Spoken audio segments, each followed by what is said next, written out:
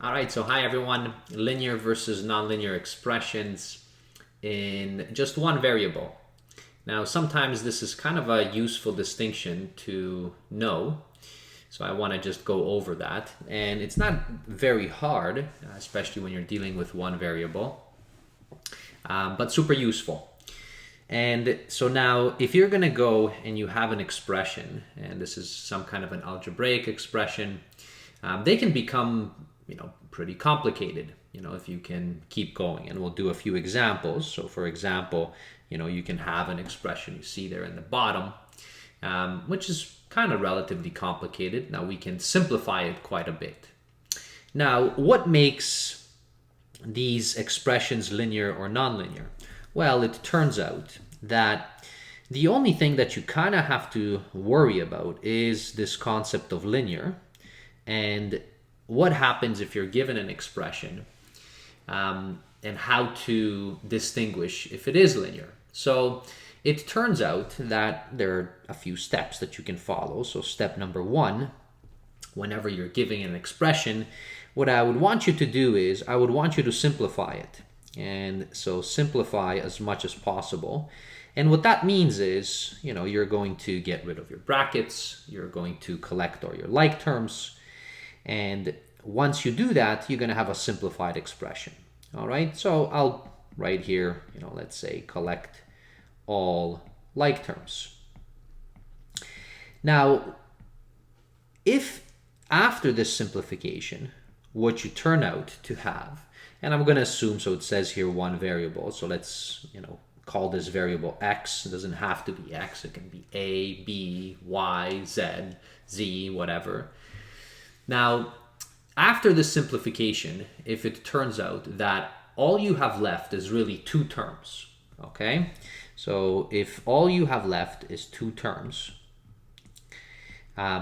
or one term, okay, for that matter, and these two terms are going to kind of look like this. And I'm going to put it into, our famous mx, and then this is my second term, plus b form, where this is your variable that's kind of unknown. And then the rest, so what we have is we have our m and we have our b, and these are just simply constant numbers. So there's some real numbers, all right? And after the simplification, if it turns out to be in this format, then we will basically say that this expression is linear. And so, for example, if you had something like this, where it would have been, say, 3x, let's say minus 4, then this becomes your m right here. This becomes your b. Now, the b will actually engulf the negative as well. And this expression would be considered linear.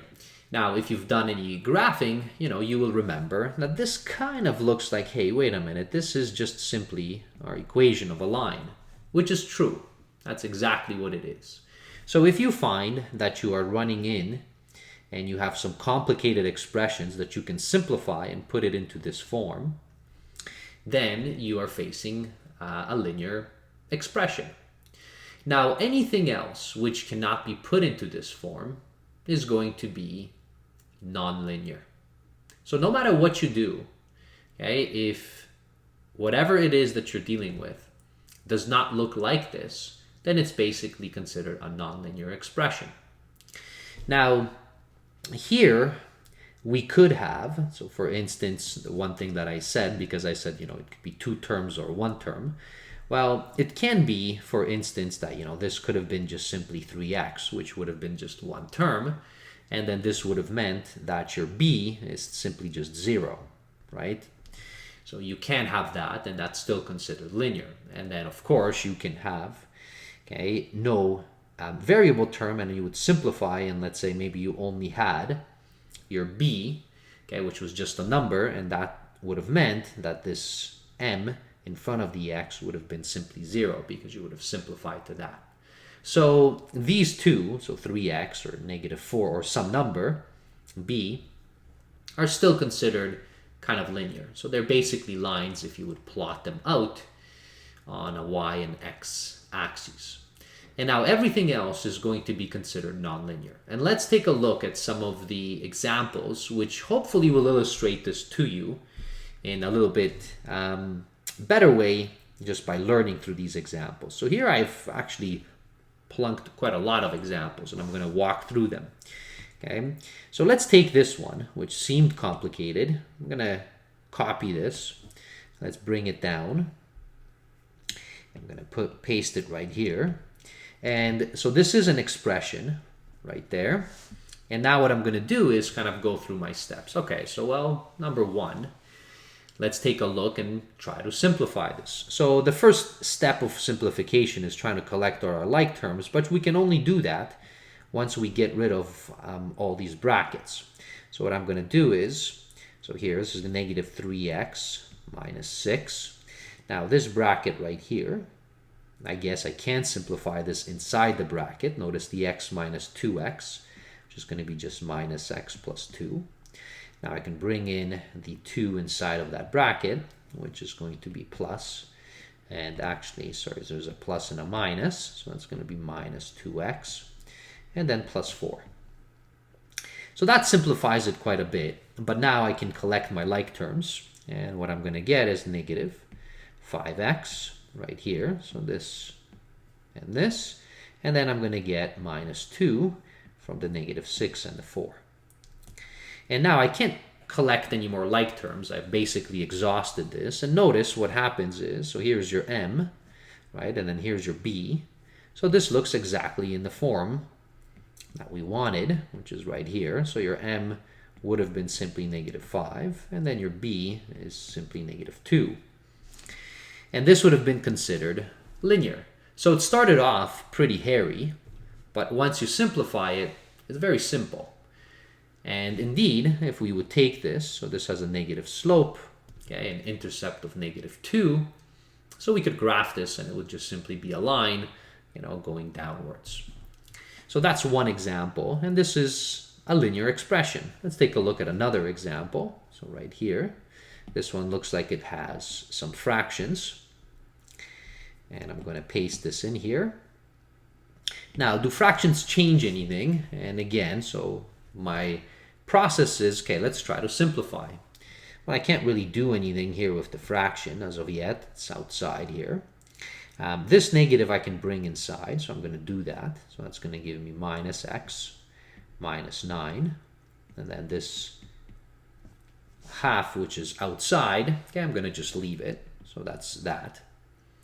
Now next, okay, so let's collect our like terms. So I have this one and this one. Now I do need, I guess, a common denominator. So that negative x can be just negative 2 over 2x. And so from there, so what we're going to get, so this is going to be negative 3 over 2 and then 2 over 2. Okay, so that's just coming from there. And which that means I have negative 5 over 2x. So that's that. Now I have this negative 9 and this right there, which is the half. So kind of annoying, but 9, I guess, is 18 over 2. And then I have the 1 over 2. Now I'm subtracting, okay, right there. So this is going to be negative 19 over 2. So now I have simplified and collected my like terms, and I just wanted to show you that the m and the b, they don't have to be kind of integers. They can be fractions if you like. I mean, they can be even decimals if you wanted to. The point is that you wanted to have them in this format, mx, okay, so plus some b, so that when you plot it, it's going to be some line. So this is also linear. Okay, so far these two examples that we had were linear. They were complicated, but they were linear. Now here's an interesting example. So this looks much simpler than the previous ones, but it turns out it's actually not simpler at all. So here, if I do this, okay, so right here, there's really nothing to collect, right? I mean, some students might think, well, I guess I can try to find a common denominator. So there's an x there at the bottom. But that wouldn't really help you to distinguish between linear or nonlinear. And in fact, when you have an expression, and it makes nonlinear so much easier because you don't really have to simplify as much, if you notice that you have denominators, now having denominators as numbers, as we did above, So when you have fractions, notice you have denominators, but they're numbers, just regular numbers, constants that we know. That's okay. But if you have a denominator, and like we have it here, where it is an x, so it's the actual variable, you stop here and you right away say that this is nonlinear. Because you can never put it into the linear form. Remember, the linear form actually has the x in the numerator. So here's one thing about nonlinears. If you ever notice that you have a variable in the denominator, you right away know that it is nonlinear, no matter what. It might simplify, you might at some point be able to remove that by maybe factoring it out, but that doesn't change the fact that you started with an actual variable in the denominator. And if it is, no matter what, it's basically nonlinear. So that's what we have here. So this one is nonlinear. Let's take a look at some other ones. Okay, so right here, I'm going to copy this one now, and let's talk about that. This example, so it looks kind of similar, right? So there's only an x in the bracket there. But notice that you have this squared right here. And if you had this squared, so what this really means is you would have to say x plus 2, and then this is x plus 2, okay, because it's squared, minus 3. So if you try to simplify this, so if you try to kind of expand and collect like terms, you will notice that you're going to have to use the distributive property. So you would have had to multiply this times this times that, and so on. Okay, and then this, and then collect your like terms. But right away, that first, okay, multiplication, so this x times your x is going to give you some x squared, right? Now it's going to give you, other stuff within that once you expand it. But that x squared that you have there right away breaks the rule that we had that our linears always have to look like this. And notice that our x did not have any exponents. It has an exponent, I guess. The exponent is 1.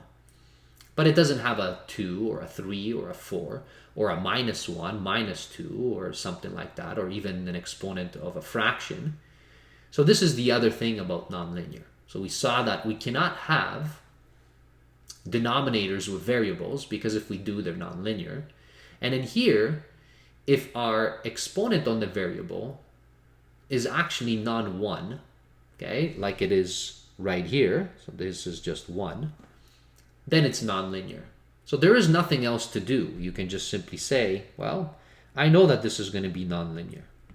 And in fact, okay, so this right here, okay, if you've studied some function or polynomials, you'll know that it would be a quadratic. You don't have to know that for this video. The point is that you cannot put it into this form. So this is another nonlinear example. And we can continue here. So notice this, okay, so right there. I'm not even going to copy and paste it again, because you should notice right away that, hey, wait a minute, I have an x in the denominator. And we've seen this before. And it doesn't matter where the x actually appears.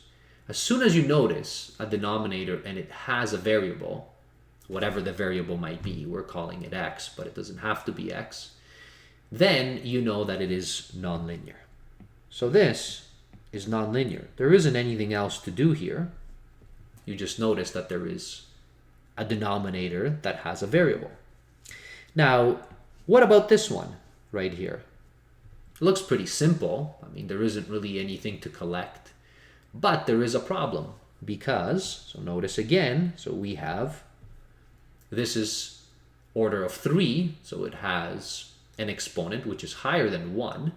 So again, there's really nothing else to do here. We know that this is going to be nonlinear no matter what we do. And you can again think back of if you were trying to plot this, right, on a graph. All of these, okay, so the last basically 4 that we did, they wouldn't give you a line if you plotted it out. Now here's the last one, which is an interesting one, and it sometimes happens, and I want you to keep this in mind. Because when students are working on this, so sometimes, what you will do is, if you take this nicely factors out. So notice that the x and the x will cancel, and then you're only going to have a -1 plus 2x. And now notice, so this, if I just swap these, because the order doesn't matter here, if I write it like this, you will say, hey, well, this kind of looks like mx plus b, so this will be a line. Now, the problem is that in the original, as much as we like the fact that it factors out, because of this x being in the denominator, if it's in the denominator before you start factoring things out, then it automatically makes it nonlinear. So there's going to be some problem. Now we know that denominators can't really be equal to 0, right? So when you can see that if we substituted 0 for this x, we would have got 0 over 0 in that first term, in this term right here, and that would have given us a problem. So although the entire thing simplifies to basically a line, so this is nice, it's going to be a line, the 2x minus 1, it has a slope of 2, we'll go through the -1 as your intercept, your y-intercept, but there's going to be a problem at 0. And because of that, okay, this is still considered nonlinear if you took the expression as a whole, okay, for all x. If you didn't worry about all the x's, maybe you're only interested in the positive values of x, then that's a different story. But for this video in general, my goal and my kind of idea was, how do you distinguish between something which is linear and something which is nonlinear? And I hope that this has given you a bit of kind of examples and ideas to start thinking about. So these original ones that we started with, like this one and this one, they seem very complicated, but yet when you simplify them, they're very simple. They're actually linear because we can collect all our like terms. And then all the other ones, you have seen numerous examples where they're actually nonlinear. Now, there are many other nonlinear examples, of course. There's infinite number of them. But these should give you a gauge of how to think about them. All right, so thanks for watching. We'll see you in a future video. Okay, bye everybody.